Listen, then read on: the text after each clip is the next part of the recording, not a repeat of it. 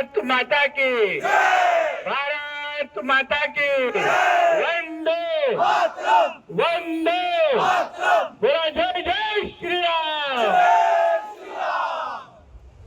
वसई विरार महापालिकेच्या निवडणुकीच्या निमित्ताने प्रभाग क्रमांक 14च्या चारही आमच्या कमळ चिन्हावरच्या निवडणुकीच्या उमेदवारांच्या प्रचाराच्या निमित्ताने आज मी आपल्याशी संवाद साधण्यासाठी इथे आलेलो आहे। या चारही उमेदवार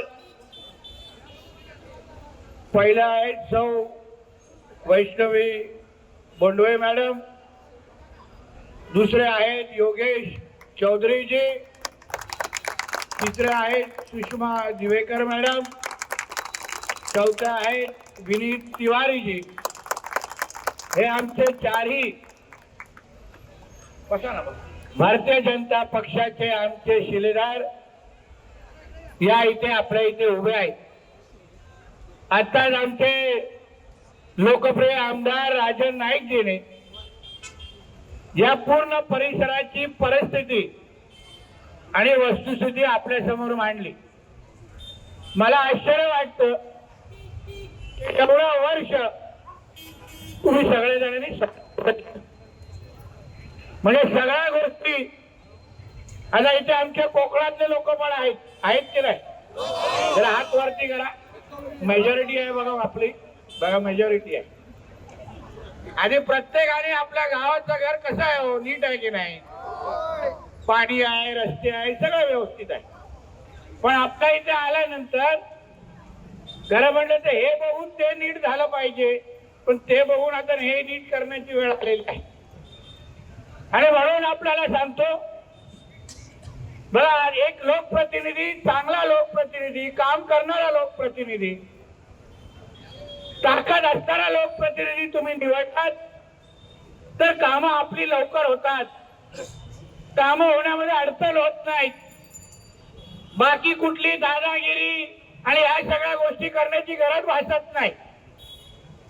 जसं कोकणामध्ये सिंधुदुर्ग रत्नागिरीचे खासदार म्हणून तुम्ही सन्मान्य राणे साहेबांना निवडून दिलं, सिंधुदुर्गामध्ये मला आणि आमच्या निलेश राणेजींना निवडून दिलं, इथे खासदार म्हणून आमच्या सावराजींना निवडून दिलं, आमदार म्हणून राजन नाईकजींना निवडून दिलं।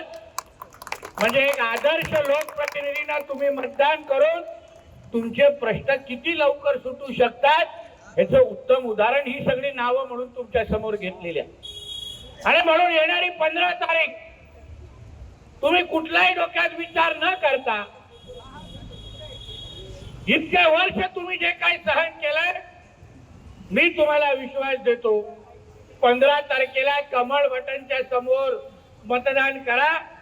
परत 5 वर्ष ह्या कुठल्याच गोष्टी सहन करायला लागणार नाही हा शब्द तुम्हाला इथे घेऊन जातो।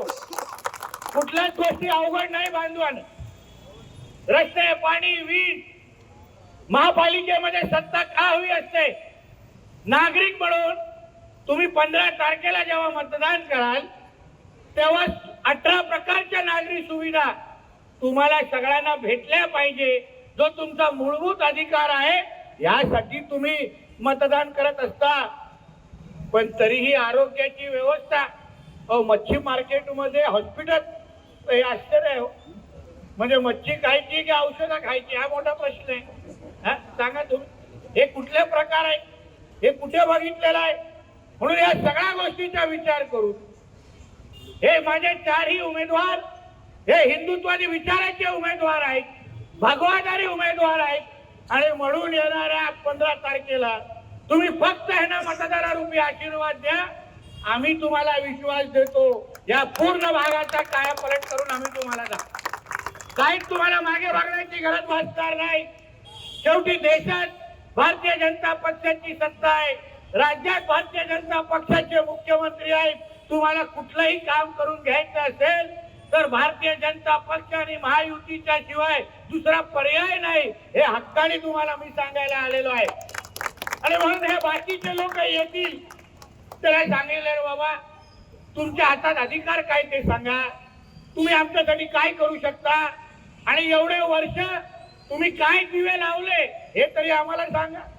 तुम्हाला मतदान करत होतो ना आम्ही, तरी आपल्याला दरवर्षी आपल्या शिटीला मतदान करायचं, शिट्टीला मतदान करायचं आणि त्यांच्या मतदान करायचं आणि आवाज आपल्याकडूनच काढतात ते लोक. म्हणजे शिटी त्यांची आणि आवाज आमचा, याचं कुठे समीकरण आहे हो. आणि म्हणून आपल्याला सांग बरं, आम्ही सगळे तुमच्या हक्काचे काय, या चारही उमेदवारांच्या मागे तुमच्या कोकणातला एक सुपुत्र आणि सन्मान्य राणे साहेब अतिशय ताकदीने उभे आहेत, हे तुम्ही पहिले लक्षात ठेवा. माझ्या इथे हिंदू समाजाला मी विश्वास देतो, तुम्ही माझे चारही उमेदवार तुम्ही फक्त मतदानारूपी आशीर्वाद द्या. सिर्फ इनको सबको सब आशीर्वाद दीजिए. मैं आपको विश्वास देता हूँ, आपके हर चीज के ख्याल रखने की जिम्मेदारी ये हमारी सबकी होगी, ये विश्वास मैं आपको बता रहा हूँ. कुठल्याही गोष्टी मागायची गरज भासणार नाही.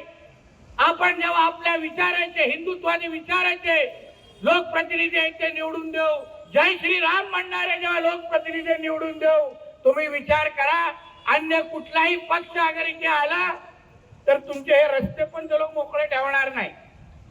शुक्रवारी जेव्हा असं एका जागीकडे गॅस सिलेंडर उभं करतात, तसं या रस्त्यावर पण गॅस सिलेंडर वरती करून नमाज पठण करायला चालू करते. मग काही करू शकणार नाही, तुम्ही काहीच करू शकणार.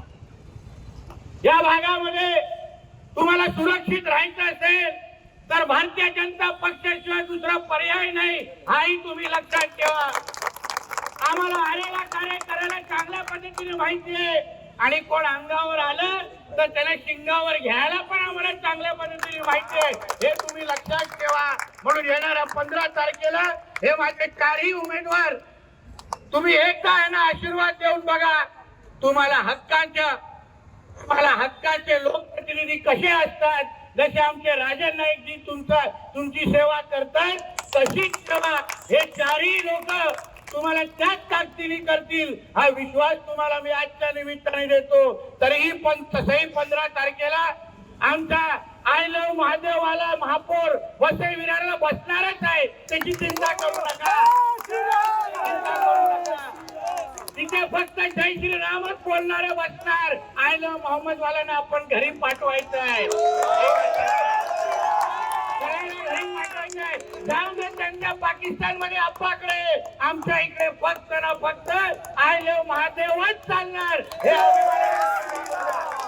आपल्या प्रत्येकाच्या दुकानाच्या बाहेर हक्कानी भगवा झेंडा जय श्रीरामचा तुम्ही लावा. आम्ही तुम्हाला विश्वास देतो, कोणी तुमच्याकडे वाकड्या नजरेने बघू शकणार नाही, हा विश्वास तुम्हाला मी आजच्या निमित्ताने द्यायला आलोय. म्हणून येणाऱ्या 15 तारखेला कमळ चिन्हाच्या समोर चारही कमळ आहे, सोपं आहे, जास्त टोकं लावण्याचा विषयच नाही. चारही कमळ चिन्हाच्या समोर बटन दाबा.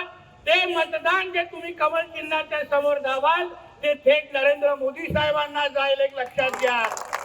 ते मतदान तुम्ही कमळ चिन्हाला दाबाल ते थेट देवेंद्र फडणवीस साहेबांना जाईल, एक लक्षात घ्या. ते मतदान जे तुम्ही दाबाल ते थेट नारायण साहेबांना जाईल, एक लक्षात घ्या. हे म्हणून कमलच्या समोर बटन दाबणं म्हणजे विकास आणि सुरक्षिततेसाठी मतदान करणं, एवढं लक्षात घ्या. आणि भरघोस मतांनी माझ्या ह्या चारही शिलेदारांना, हिंदुत्वादी शिलेदारांना आशीर्वाद द्या, एवढंच या निमित्ताने सांगतो. इथेच थांबतो. जय हिंद, जय महाराष्ट्र आणि जय जय श्रीराम. जय श्रीराम. हरे हरे हरे हरे. भारत माता की, भारत माता की. धन्यवाद. जय हिंद, जय महाराष्ट्र.